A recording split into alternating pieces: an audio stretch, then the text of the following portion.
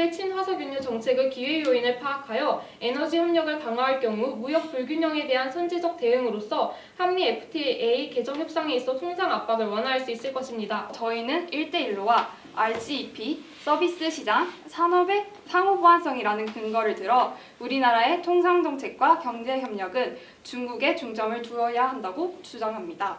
대한민국이 미국과의 경제 협력을 강화한다면 그리고 단순한 한미 간의 관계 증진에 도움이 될 뿐만 아니라 RCEP나 1대1로 개발되는 통해서 전 세계적으로 국가들과 협력하자는 주장을 내세우고 있고 중국이 저절로 우리를 선택해 줄 것이고 지금 집중해야 할 곳은 미국이라고. 단순히 중국에서만 이렇게 팔리면 중국이 문을 닫으면 그 말은 거꾸로 대한민국이 팔 길이 없어진다는 뜻을 의미하는 것이잖아요.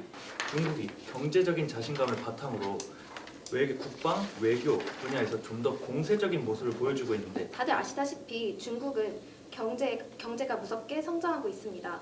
사드 배치라는 명목으로 무자비하게 한국의 경제 제재를 가하는 중국 입장에서 보호무역을 논하는 건 아니라고 생각합니다. 현재 미국과의 무역 흑자보다는 우리나라의 수출을 통해 얻는 우리나라의 국내 부가가치의 24.7%가 중국인 것으로 나타났습니다. 단순히 중국에 진출할 것이 많다라고만 생각을 하신다면은 일단 중국의 인터넷 플러스 정책에 대해서 우리나라 기업이 추가적으로 얻을 게 뭐가 있는지 한중일 FTA 강화로 중국과의 관계는 이미 회복되었다고 볼 수 있습니다. 아직까지도 사드 제재로 인해 가지고 살아남이 끼어 있는 마당에 우리는 중국과의 나쁜 관계는 과거의 일이고 중국은 자국민들에게 이득이 되는 방향으로 제도를 바꾸고 이렇게 전 세계적인 사이트에마저도 못 들어가게 막을 수 있는 가능성이 있다는 것입니다. 통계적인 수치에서 보호무역을 가장 많이 한다고 나타난 국가는 WTO 통계 수치에서 1위가 미국입니다. 실제로 중국 같은 경우에는 WTO에 규제되어 있는 규약을 지키지 않음으로써 최근에 아세안과 중국이 합의를 이행하고 정상회담을 개최하자라는 합의가 우리나라의 작은 기업이나 어떠한 전 세계적이지 못한 기업에 대해서는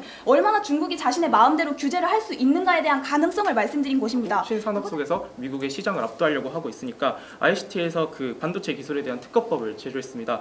실제로 미국 수입 시장에서 신성장 산업 한국 점유율이 계속 상승세를 보이고 있음으로써 2016년 한중 교역량은 약 2,114억 달러로 2위인 미국과 비교해도 2배 수준이며 현재 트럼프 대통령은 상당히 많은 정책들을 발표하고 있습니다. 대표적인 것이 인프라의 확충 그리고 제조업의 어떤 강화인데요. 이 인프라의 확충 같은 경우에는 1조 달러 규모, 우리나라 돈으로 약 1,100조 규모의 투자를 보여주고 있습니다. 이런 부분에 우리가 참여한다면 충분히 이득이 될 수 있을 것이고요. 저희는 그 보호무역주의가 우리나라를 대상으로 그치는 것이 아니라 미국이 전방위적으로 전 세계적으로 보호무역주의를 주창하고 있는 것이 문제라고 생각을 합니다. 좋은 기술을 보유하고 있는 미국의 기술이 합쳐진다면 그 시너지 효과는 더욱더 뛰어날 것입니다.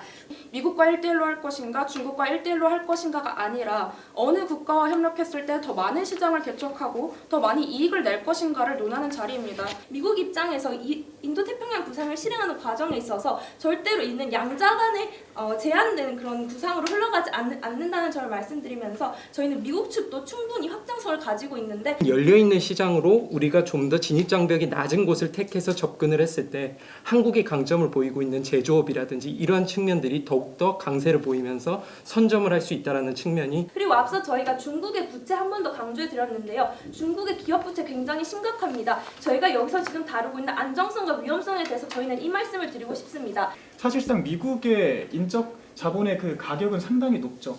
반면에 중국을 비롯한 아세안과 아프리카 시장은 무한한 가능성이 열려 있습니다. 저렴한 가격으로 막대한 생산을 할 수 있는 것들이 그 시장이라는 거죠. 우리는 이 위기를 기회로 극복해야 하고 보다 더 낫고 보다 더 많은 이익을 창출할 수 있는 발판으로서 삼아야 할 것입니다.